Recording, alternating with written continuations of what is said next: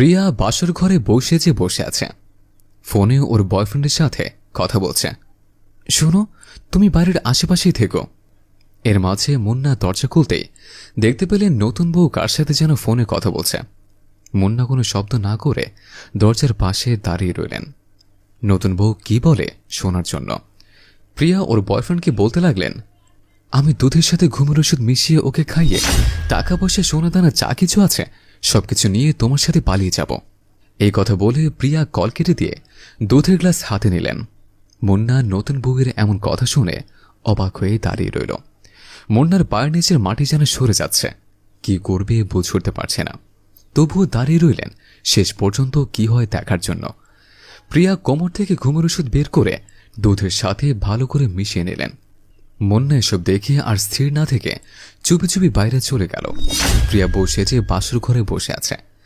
এমন সময় মুন্না গিয়ে প্রিয়ার পাশে বসে মাথার ঘোমটা সরিয়ে দিলেন। প্রিয়া লাজুক লাজুক চোখে মুন্নার দিকে তাকিয়ে পাশে রাখা দুধের গ্লাস এনে মুন্নাকে বললেন, নাও দুধ খাও, এই পুরো দুধটা তোমাকে খেতে হবে। জবাবে মুন্না বললেন, দেখো আমি তো দুধ খাই না, তবু তুমি যখন বলছো আমি কি আর না করতে পারি। আজ আমাদের বাসর রাত, দুটি মনের মিলনের রাত। আজ রাতে আমরা শপথ করব সুখে দুঃখে সারাটা জীবন যেন একসাথেই থাকতে পারি। এই কথা বলে মুন্না দুধের গ্লাস মুখে দিলেন। প্রিয়া খুশি মনে একটু অন্যদিকে তাকাতেই মুন্না গ্লাসের দুধ সাইডে ফেলে দিয়ে প্রিয়াকে বললেন, এই নাও।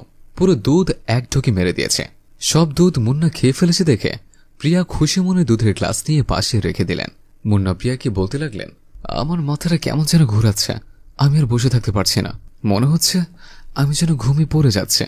প্রিয়া বললেন, শুনেছি বাসর ঘরে স্বামী স্ত্রী বিড়াল মারে, তুমি আজ বিড়াল না মেরে ঘুমিয়ে পড়বে।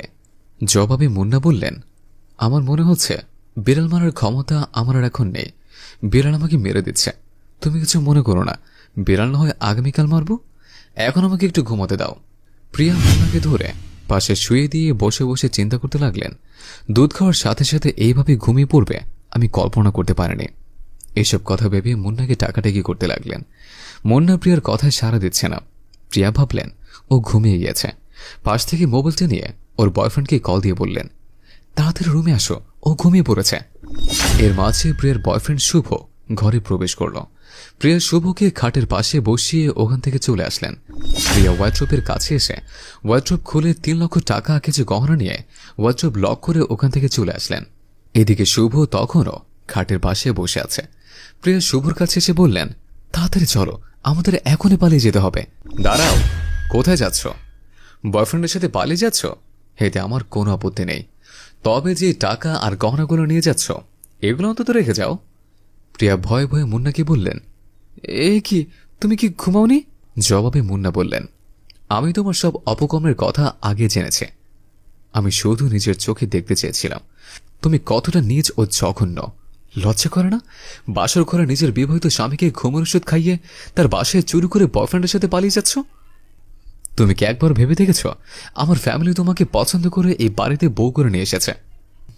আমাদের ফ্যামিলির একটা মান সম্মান আছে, তুমি না হয় তোমার পুরনো প্রেমিকের সাথে পালিয়ে গিয়ে সংসার করতে, কিন্তু আমি বাসা থেকে বের হতে আমার এলাকার লোক আমাকে ধিক্কার দিয়ে বলতো, ওই দেখ মুন্না যাচ্ছে, মুন্নার বউ বাসর ঘরেই পালিয়ে গিয়েছিল।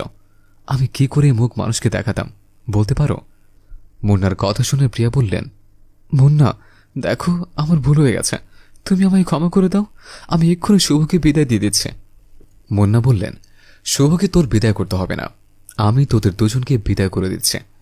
এই কথা বলে মুন্না ওদের কাছ থেকে টাকা আর গহনা নিয়ে দুজনকেই ঘাট ধাক্কা দিয়ে বের করে দিলেন। ওখানে ধীরে ধীরে বসে চিন্তা করতে লাগলেন, যে স্ত্রী বাসর ঘরে তার পুরনো প্রেমিকের সাথে পালিয়ে যেতে একবারও ভাবল না, সেই বউকে নিয়ে কখনোই সে সুখী হতো না। প্রয়োজন হলে সারা জীবন বিয়ে না করে কাটিয়ে দেব, তবুও পরকীয়া জড়িত কোনো মেয়েকে বিয়ে করব না। বন্ধুরা, আমার এই গল্পটি আপনাদের যদি ভালো লেগে থাকে তাহলে অবশ্যই লাইক, কমেন্ট এবং শেয়ার করবেন। ধন্যবাদ।